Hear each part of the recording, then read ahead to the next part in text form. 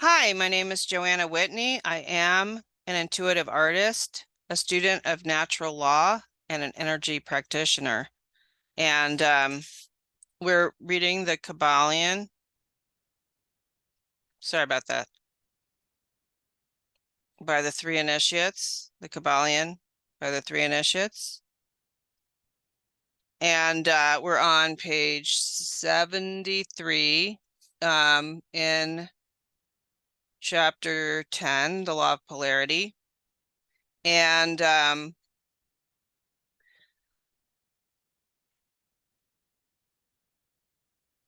down here at the bottom of the paragraph page here, the last full paragraph. The student will readily recognize that in the mental states, as well as in the phenomena of the physical plane, the two poles may be classified as positive and negative, respectively.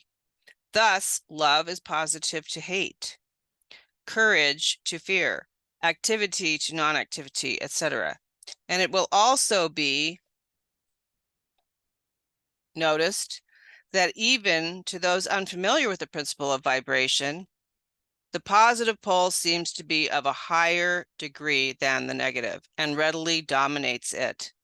The tendency of nature is in the direction of the dominant activity of the positive pole. In addition to the changing of the poles of one's own mental states by the operation of the art of polarization, the phenomena of mental influence in its manifold phases shows us that the principle may be extended so as to embrace the phenomena of the influence of one's mind over that of another, of which so much has been written and taught of late years. When it is understood that the mental induction is possible, that is, that mental states may be produced by induction from others, then we can readily see how a certain rate of vibration or polarization of a certain mental state may be communicated to another person, and his polarity in that class of mental states thus changed. It is all along this principle that the results of many of the mental treatments are obtained. For instance, a person is blue, melancholy, and full of fear.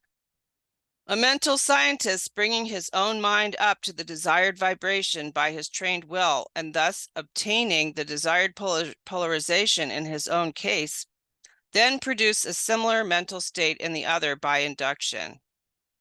The result being that the vibrations are raised and the person polarizes toward the positive end of the scale instead of toward the negative, and his fear and other negative emotions are transmuted to courage and similar positive mental states.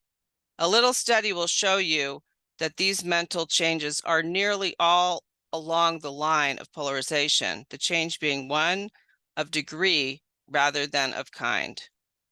A knowledge of the existence of this great hermetic principle will enable the student to better understand his own mental states and those of other people. He will see that these states are all matters of degree, and seeing thus, he will be able to raise or lower the vibration at will, to change his mental poles, and thus be master of his mental states, instead of being their servant and slave. And by his knowledge, he will be able to aid his fellows intelligently and by the appropriate methods change the polarity when the same is desirable. We advise all students to familiarize themselves with this principle of polarity, for a correct understanding of the same will throw light on many difficult subjects. So that's curious to me, okay? Again, this book was written in 1908, long before the Rockefeller Foundation began overtaking big, the medical industry. That happened in 1924 when L.G. Farben merged with Bayer and created the Rockefeller AMA. We've been being inundated with negativity since then. Although, of course, this has been going on much longer than prior, than 1908. It's been going on for millennia, but recently it's been just terrible. So me personally, I don't have the ability to use my mind to polarize into a higher vibration and then raise the consciousness of other people. What I do instead is I pray. I do a couple things actually. Lately I've been doing Qigong, and I've been using a chi sphere to change the polarity of situations that I'm in where there's a problem. And I'm not going to get into that in detail. Everyone has the ability to look into that. But I have been doing that, and it's been working really well. But I also pray when situations are really intensely negative. I pray, and I know that it's going to work itself out in 24 hours. I actually have experience with that. And my goal is to be the one person who knows that if I don't add to the negativity, and I pray that everything's going to work out for the best, even if it seems completely like crazy at the time. I mean, I just now had an experience with this just a few minutes ago.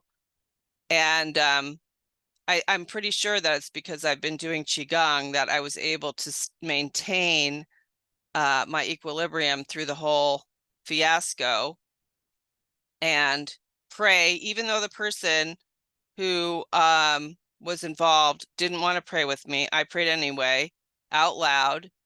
And I also did an energy session on them as well. And I know that it's going to work out fine. I know it is because it has over and over. There's no reason it shouldn't.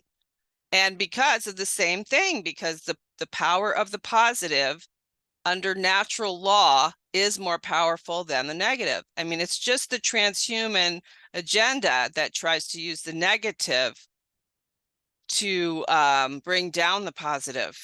But we know from nature that that's false. And I could give you an example of, that it seems to be the darkest before the dawn. Take that example for instance. The reason that it seems to be the darkest before the dawn is because the sun is shining its light below the horizon line. And so the light of the sun is making the stars go away. You can't see the stars. And so it seems dark. But really, that is the light of the sun that is producing that darkness. You just can't see it yet. And so that is proof of this statement, these statements that he's making, because the sun is life, light, and darkness. Although I don't believe nighttime is evil in any way, the darkness can be considered where evil, creepy, crawly things breed. And the darkness of ignorance, for example, is where evil breeds. Ignorance. The darkness of ignorance, not nescience. Nescience is another form of darkness, but that's not knowing that that there is certain light, or that you're in the dark. Ignorance, when you ignore the truth, that is an act against natural law, and that is darkness, a creation of darkness, but it's not as strong as the light. The light is so much stronger. So once you align yourself with the light through prayer and knowing and taking positive actions, such as, studying Qigong or yoga or something, some form of uplifting energy work that will align you with the positive vibration, then you can become a part of the solution. Like sometimes all I can be is the light on a dark street. But in so doing, I have to have that internal knowledge that everything's going to be okay. It always has been okay. You know, I saw this cartoon one time. It said, everything will be okay in the end. So if it's not okay, it's not the end. And I really like that. And that's basically what this is saying. You know, it's saying that here we are in this crazy time where like all media is negative pretty much, especially as we enter into the crazy political theater of Punch and Judy time. And, you know, the best thing I can do is be a positive influence in alignment with the creator. I mean, I pray, you know, that's what I do. I pray. I just say, God, please take care of the situation. It's simple, simple. I can make it more, you know, but I'm not going to get into that here. It's not appropriate because I don't want people, you know, to follow me particularly. I want people to experiment with their own things that make them feel comfortable. And, you know, whatever you pray to or whatever, nature, whatever it is, I don't care. The point is that I'm aligning myself with the positive vibration, and I'm stating with my words that everything's going to be fine in situations where they're blatantly looking like they're not fine. And then I'm waiting it out, and I'm, you know, maybe I'm practicing some meditative imagining of energy being, you know, I am in the all and the all is in me, so that I am not separate from the pattern. The pattern behind my head, which is the flower of life pattern, is the pattern that I would imagine myself being a part of. I am in the all, and the all is in me. I am the all is what, how's it go? The all is in all, and all is in the all. All is not the all. The all is the all. I am part of all. The all is in me and I am in it. And when I think that way, then I know I basically use my mental polarization skills to fall back into alignment with natural law. And then, you know, because I'm human, I'm very causal. I have great power as human. And that's what the dark occult Luciferians want us to be hidden from, is that we have incredible power to just use our minds for the positive. I don't have to do anything but pray and maybe try to imagine the pattern, everything falling into the pattern perfectly, and trusting that thing I said. If everything isn't okay, then it's not the end. So therefore, I can use the law of polarity this way. You know, maybe this is a more remedial way because we're in 2024, you know, 100 years later from 1908-ish, and things have gotten much worse. And we don't have the mental abilities. I don't personally have the mental ability to just polarize into positivity without God's help and to change the situation. I mean, the situation that I was just a part of just now did not change for the positive. The person that I was with was having a little hissy fit, you know, blaming me basically for the fact that they didn't feel well or were tired or whatever it was.